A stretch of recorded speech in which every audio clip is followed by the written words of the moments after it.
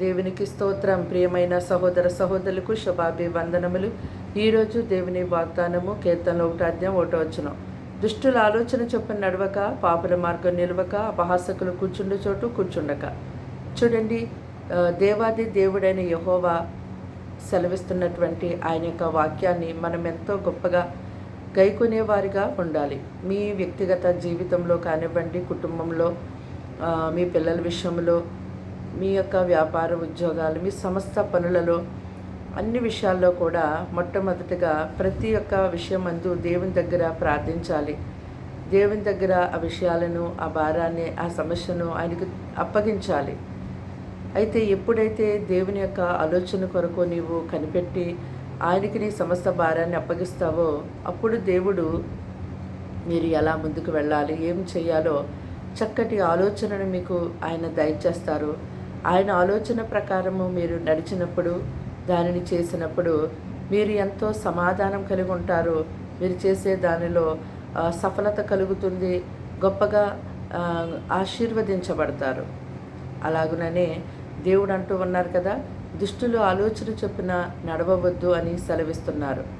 మరి దేవుని యొక్క ప్రజలైనటువంటి వారిగా ఉండి దేవుని యొక్క సన్నిధిలో దేవుని ఆలోచన కొరకు కనిపెట్టకుండా ఈ లోకంలో దుష్టత్వంతో, దుర్నీతితో నింపబడినటువంటి ప్రజల యొక్క ఆలోచనలు, సలహాలు, సూచనలు తీసుకుని ముందుకు వెళ్ళొద్దని దేవుడు సెలవిస్తున్నాడు. అలాగుననే పాపుల మార్గములను నడవక అని దేవుడు మాట్లాడుతూ ఉన్నారు. కాబట్టి పాపం అంటే దేవుని యొక్క ఆజ్ఞను అతిక్రమించడమే పాపము. దేవుని యొక్క ఆజ్ఞను గైకొనకుండా ఈ లోకములో ఉన్నటువంటి మనుషుల యొక్క ఆలోచనలు బట్టి వారి మార్గాల్లో నీవు వెళ్ళిపోతూ ఉన్నావేమో, జాగ్రత్తగా ఉండు అని దేవుడు సెలవిస్తూ ఉన్నాడు. అలాగే అపహాసకులు కూర్చుండు చోటు కూర్చుండక, మరి దేవుని యొక్క మాటని తిరస్కరిస్తూ, దేవుని యొక్క కార్యాలను అడగిస్తూ, అవమానిస్తూ, అపహాస్యం చేస్తూ, హేళన చేస్తూ, దూషిస్తూ ఉన్నటువంటి వారి యొక్క మార్గాల్లో కానీ, వారితో కానీ నీవు నడవవద్దని దేవుడు సెలవిస్తున్నాడు.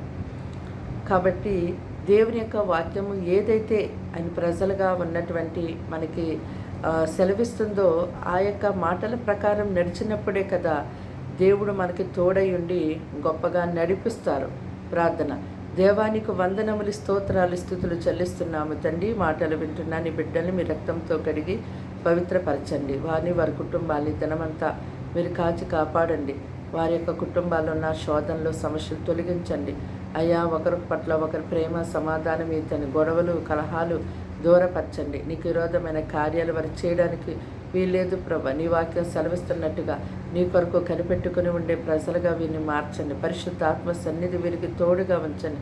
పరలోక అభిషేకం వీరికి తోడుగా ఉంచండి. వీరి గృహం చుట్టూ వీరి చుట్టూ మీరు ఉండండి. ఈ దినమంతా కూడా కాచి కాపాడండి. ఎండ తీవ్రత ఎక్కువ కాకుండా తండ్రి సహాయం చేయండి ప్రభా.